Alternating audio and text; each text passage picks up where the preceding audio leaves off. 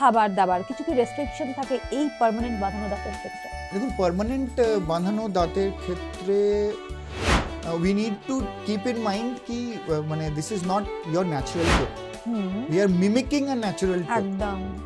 একটা বাইরের প্রোডাক্ট আমরা লাগাচ্ছি, যেটা বাইরের, we are trying to replace it, we are not putting the tooth back itself. Fixed যখন আমরা লাগাই, দুটো দাঁতের মাঝখানে লাগাই, ওখানে খাবার ঢুকে যাওয়ার প্রবণতা একটু বেশি থাকে, কারণ দুটো দাঁতের মাঝ এমনিই আমরা যখন খাবার খাই খাবার ঢুকে যায়।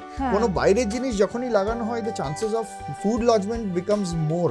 কি একটা আমরা বুঝতেও পারবো না, হয়তো আগে দাঁত লেগে গেল, দাঁতে একটু মানে বুঝতে পারছি কি ওখানে দাঁত লেগে আছে, হয়তো ফিক্সড টুথে আমরা বুঝতেই পারলাম না, রয়ে গেল ওই জায়গাটা।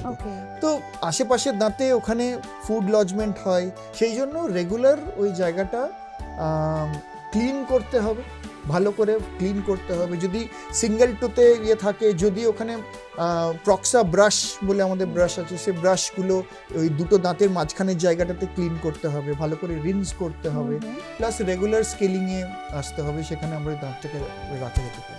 বাইটিংয়ের ক্ষেত্রে একটু মাথাতে ধ্যান রাখতে হবে কি যদি মানে undue pressure, you will know কি কতটা প্রেশার আমি দিচ্ছি, একসঙ্গে কি আমি আখ ছিঁড়ে খাবো, সেই জিনিসটা একটু অ্যাভয়েড করতে হবে। We can do a normal staff, normal chewing food, but মানে খুব হার্ড জিনিস একটু মাইন্ডফুল হয়ে চেবাতে হবে।